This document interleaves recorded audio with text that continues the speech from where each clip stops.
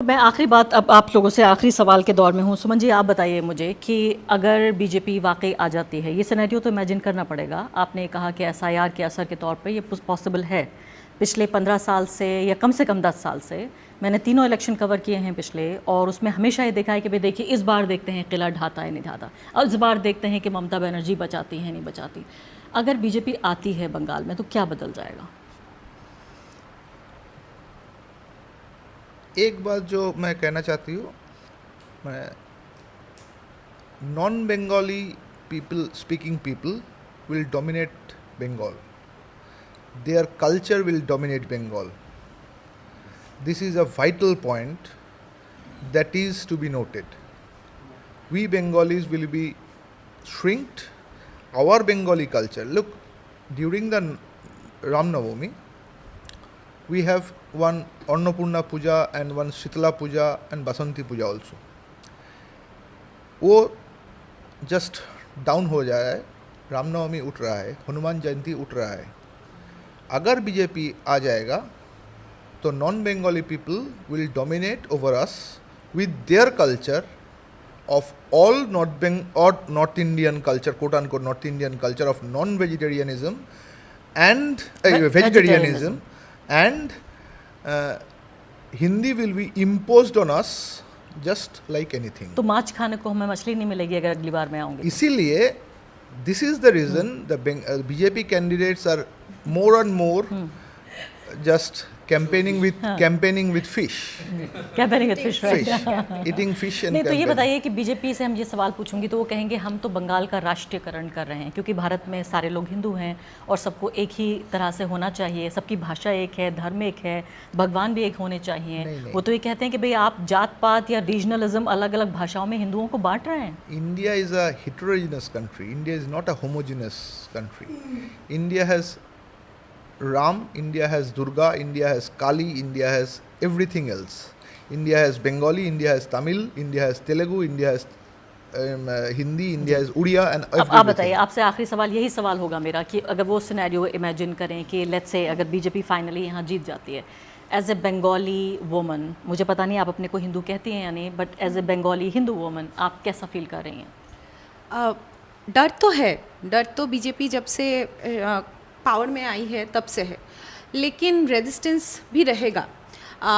ये तो आशंकाएं हैं कि बीजेपी अगर आएगी, क्योंकि आप देखिए कि अमित शाह को अगर आप देखें तो कई सालों से वो बंगाल को ये बोलते हैं कि कंट्रोल में लाने का, ग्रास्प में लाने का बात कर रहे हैं कि हम बंगाल में इस साल आ जाएंगे, उस साल आ जाएंगे, क्योंकि बंगाल के ऊपर नज़र है।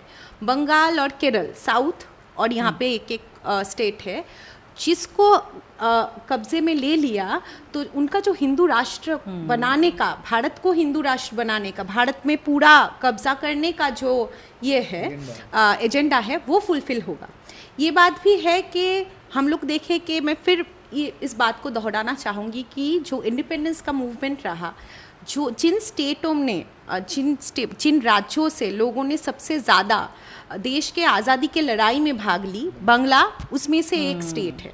और इस बांग्ला में जहाँ पे देश को आज़ाद करने का जिस देशभक्त बनने का वो दावा करते हैं, देश को प्यार करने का वो जो दावा करते हैं, उस दावे के खिलाफ करी है बंगला की हिस्ट्री, बंगाल की हिस्ट्री। उस बंगाल के हिस्ट्री को अगर वो दबा पाएँ तो उनका पूरा जो नैरेटिव है, जो अभी भी पूरा लोग नहीं ले रहे हैं। हिस्ट्री को कितने लोग यहाँ पढ़ते हैं? क्योंकि मैं क्यूरियस हूँ कि उत्तर भारत में, नॉर्थ इंडिया में तो अब पूरा व्हाट्सएप कल्चर है कि वाकई मैं आपको बता रही हूँ यकीन से कि ये अखबार वाले लोग भी, हम भी परेशान हैं कि आपको पूरी स्टोरी तो कोई पढ़ता नहीं है। तो एक वो ग्राफिक्स का प्लेकार्ड बना के वो 10 स्लाइड्स में लोगों को पढ़ाना पड़ता है कि अगर आप 10 तक पहुँच जाएँ तो आप जीत जाएंगे, फिर आपको ये अवार्ड मिलेगा जब 10 स्लाइड पर आप पहुँच गए। मुझे लगता है कि जो डर की बात जो आप बोल रहे थे कि बीजेपी आएगा तो क्या होगा, ये जो मुद्दे आज साथी बैठ के बोल रहे हैं, अभी भी बोल रहे हैं, कुछ आखिरी वो बोल रहे हैं और लोग सुनेंगे शायद। बीजेपी आ जाएगा तो कोई वो सुनने वाला नहीं रहेगा। यहाँ पे वो लोग रिलीजियस जो प्रोपागेंडा है उनका, जो कम्युनल फैसिस्ट प्रोपागेंडा है उनका, वो चला रहे हैं, बहुत दिनों से चला रहे हैं। बंगाल को एक तरह से वो दिखाना ही चाहते हैं कि यहाँ पे मुसलमान जो लोग हैं वो पूरे टेररिस्ट हैं, वो पूरे एकदम सिविलाइज नहीं हैं। लेकिन बंगाल का जो भाईचारा का संस्कृति है वो एकदम दब जाएगा, वो भी एक बात है। सिर्फ बंगाली कल्चर नहीं, मुझे लगता है कि बंगाल ऐसा एक स्टेट है जहाँ पे नॉन बंगाली स्पीकिंग पीपल लोग भी रहे हैं बहुत सालों से। यहाँ पे माइग्रेशन का एक बहुत ज़्यादा हिस्ट्री है, लोग आए हैं, एक साथ मिलजुल के रहने का एक संस्कृति है। मैं जहाँ पे बड़ी हुई हूँ उसी लोकेलिटी में मैंने देखा है कि जो लोग माइग्रेंट जो लेबर्स आए हैं, मैं हावड़ा से हूँ, और वहाँ पे फैक्ट्री में हिंदू मुस्लिम साथ में आए थे, साथ में रहे हैं, यहाँ के बंगाली लोगों के साथ मिलजुल के रहे हैं। ये जो बीजेपी आने के बाद ये जो इफ़ेक्ट हुआ है हिंदू जो कम्युनिटीज़ हैं उसमें थोड़ा सा हुआ है, लेकिन लोगों के ऊपर गुस्सा करने से मुझे नहीं लगता है कुछ, बिकॉज आज भी हम लोग जहाँ पे बैठ के बात कर रहे हैं यहाँ पे भी बहुत सारे नॉन बंगाली स्पीकिंग लोग हैं। जो कल्चर है बांग्ला का वो है रेजिस्टेंस का कल्चर, वो है जिसको हम लोग बोलते हैं विप्लव का कल्चर, उसको हटाने के लिए कोशिश की जाए। और मुझे लगता है कि ये जो इलेक्शन है, हम लोग पिछले इलेक्शन में आपको पता होगा कि यहाँ पे नो वोट टू बीजेपी का एक कैंपेन बहुत अच्छे से खड़ा हुआ था। इस बार का जो एक कोशिश है कि नो वोट टू बीजेपी से भी आगे बोलना है कि बाइनरी को तोड़ो, क्योंकि ये लॉन्ग टर्म सोल्यूशन नहीं है।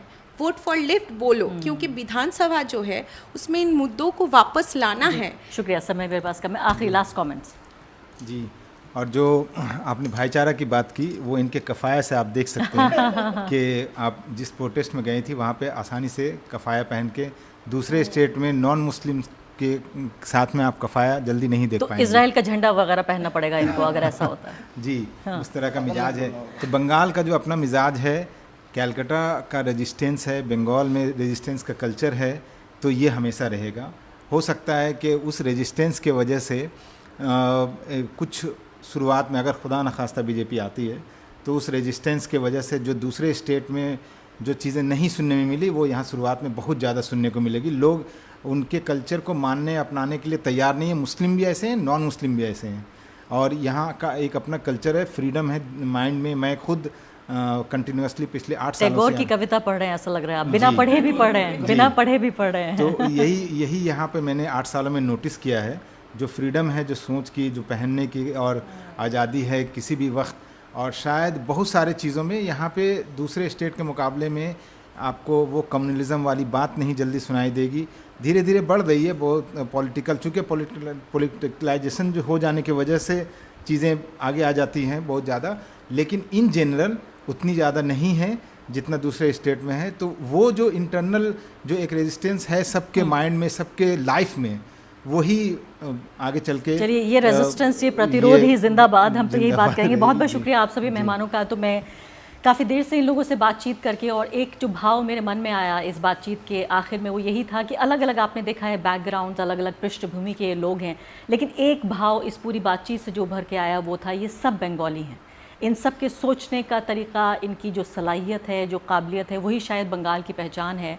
और इसीलिए एक पत्रकार के तौर पे मुझे लगता है जो फाइनेस्ट इंटेलेक्चुअल्स मिलते हैं मुझे, वो यही मिलते हैं। और मैं उम्मीद करती हूँ पार्टी जो भी सत्ता में आए वो यहाँ का ये मिजाज और ये तेवर और शिद्दत बंगाल की बरकरार रखे। बहुत बहुत शुक्रिया।